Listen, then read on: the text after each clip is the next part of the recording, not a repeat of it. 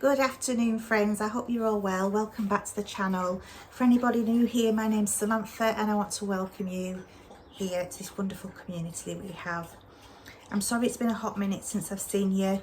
I did film a video for you today. In the first part of the video, I don't know what's happened to it, it's disappeared, but it was just showing you some homemade sweets that I'd made and some other baking I'd done. It's gone missing, it's not filmed right or whatever's happened to it, I don't know. So I will do that again with you another day. So today is just to do a soup with you, say hi and a catch up, and I hope you're all well. So let's get to making this soup.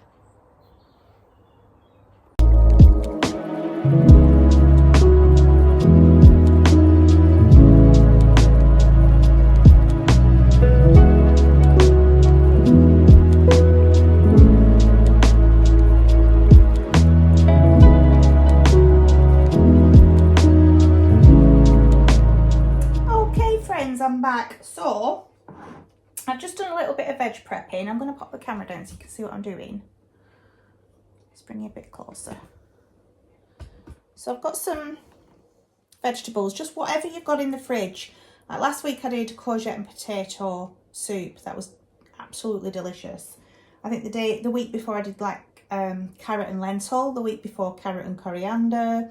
The week before that just a mixed of vegetables of whatever I had in the fridge at the time. So today, now I'd normally do this just in my Dutch oven on top of the stove, but today I'm just going to do it in the Instant Pot because I already have the Instant Pot out because I've been using it during the week for other things. So I've taken it out of the cupboard and thought I'll just use that seeing as it's there. Put that over there so it doesn't get dropped. Now then, I've just put some olive oil in. You can put whatever oil, every oil you've got, sunflower oil, vegetable oil, olive oil, avocado oil, whatever, doesn't matter. I did think I'd already plugged this in. I haven't. I'd unplugged it last night, forgot. Right, so to the pan, I'm just going to put it on saute. So obviously you just put this in your pan on the stove on low, just while you fry off your onions and your celery. So while I'm just waiting for those to fry off, I'm just going to chop some carrots. Oops. I usually have my chopping board on a tea towel so it doesn't move. Normally. I'll get off a bit of courgette skin there, and then all I've done is get some potato, carrots, a few red lentils, probably about 1/4 of a cup, half a courgette, half an onion, a couple of carrots, 2 to 3 carrots. I'll just wait for that to start sizzling before I put anything else in. I'm going to get them onions sweated off with the, what do you call it? Celery, Samantha, celery.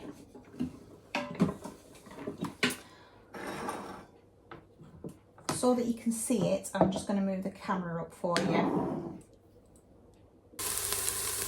Right, so I've got the celery and the onion browning in there now. Not browning so much as just softening really. And then I'm going to pop some garlic in, I think. I'm just going to grab one of my garlic cups.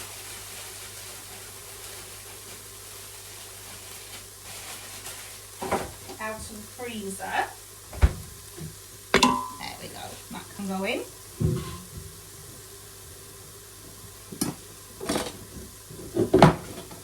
And then we'll pop the carrots in.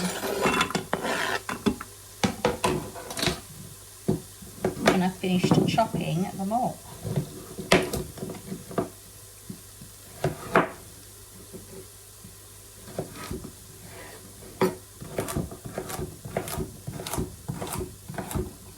There we go.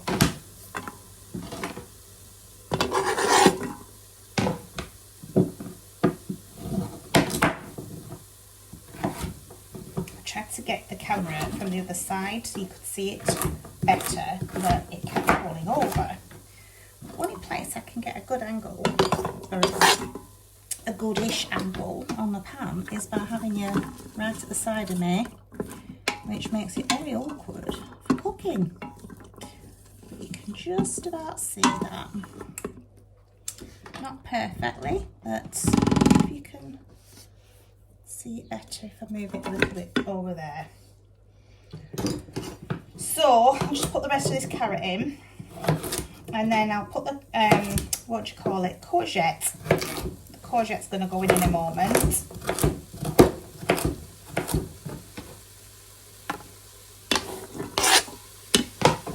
And then when it's all cooked, I'll blend it up, and when it's cooled, I'll just put it in the freezer and just take a batch out each day. I'll put them into separate batches.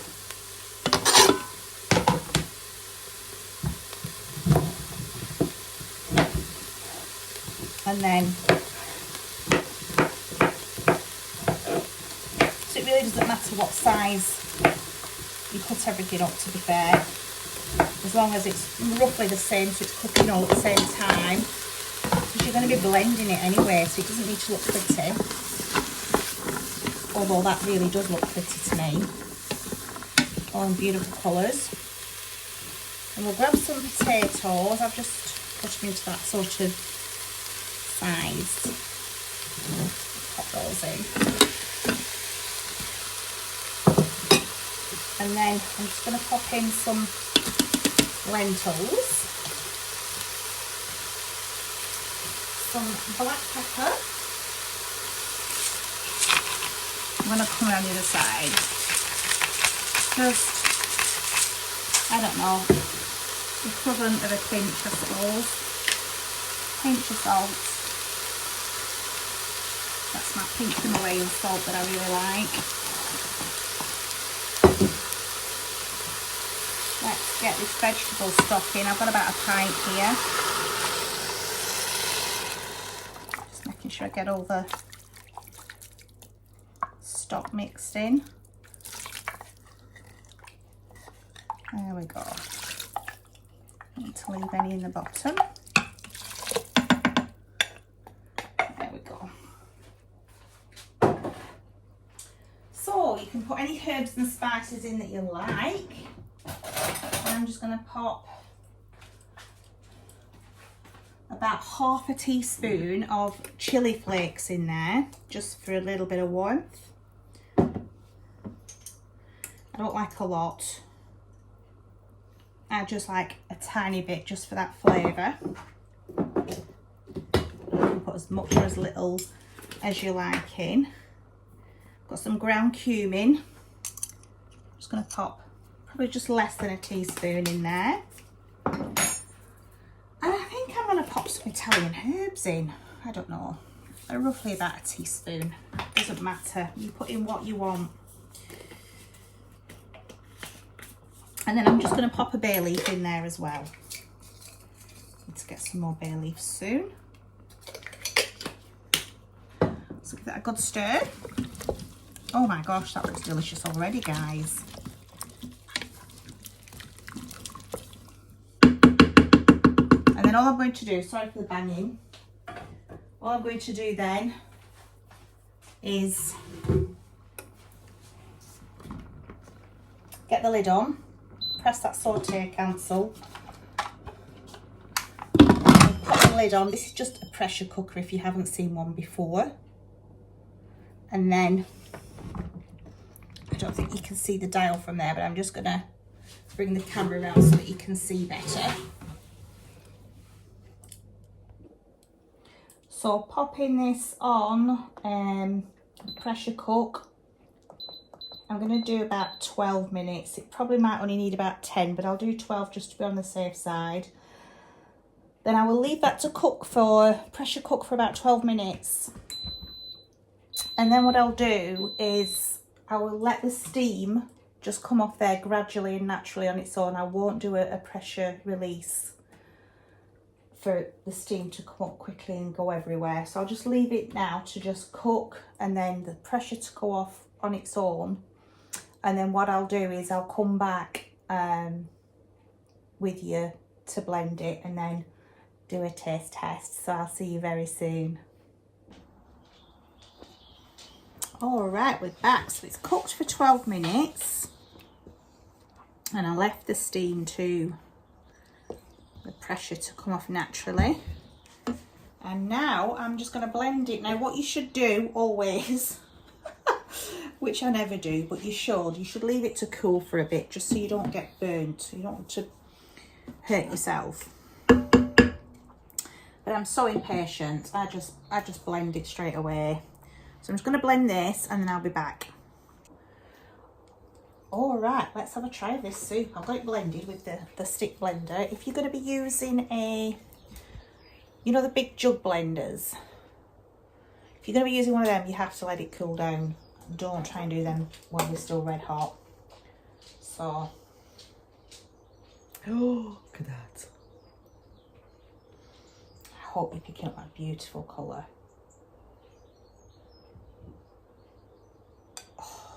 This is going to do me for probably 3 days next week. And in between I'll probably have it Monday, Wednesday, Friday, and then in between I'll probably just have like a tuna salad or some steamed fish for my lunch. Ooh.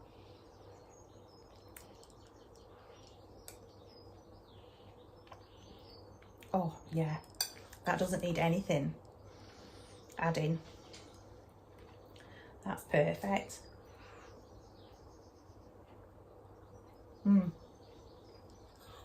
Absolutely delicious. If you like yours a little bit thinner, a bit runnier, because this is quite thick, just add some more stock or some more water.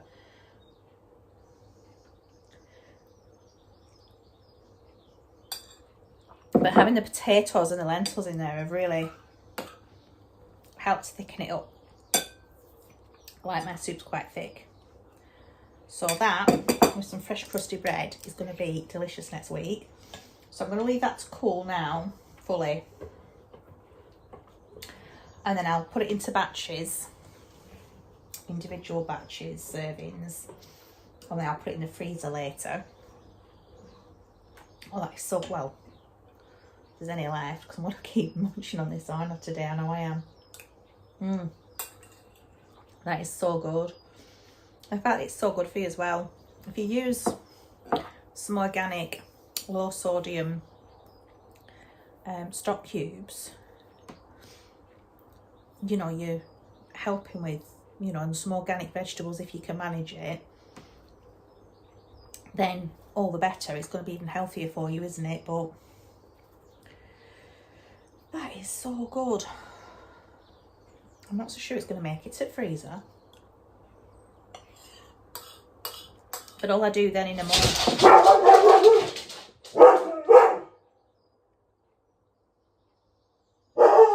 Shh, shh, shh. Nobody there.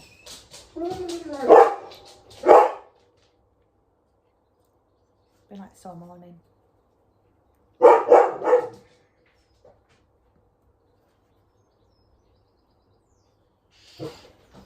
Calm down.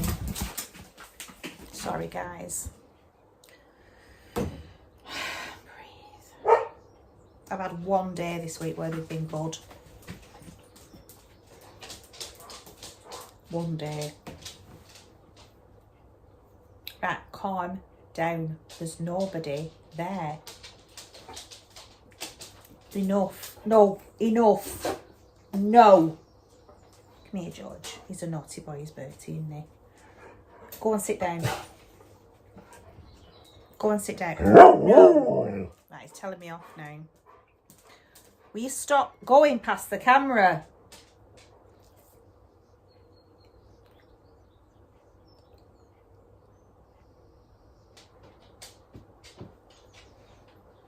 Takes about half an hour to think about it. I'll try again, sorry. I'll take a serving out of the freezer in the morning and just leave it on the side to defrost, and then at lunchtime I'll just warm it up in a pan. Have it with a slice of fresh bread.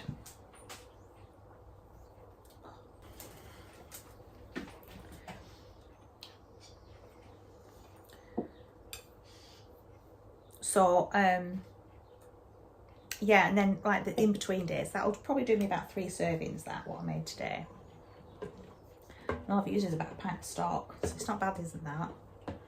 I will I'll have soup one day, then maybe a tuna salad another, soup another day, then maybe some steamed fish with some vegetables another, and the day after soup again. This is just for my lunch. The chicken dishes I'll be doing with you later in another video. They'll be for the evening meals next week.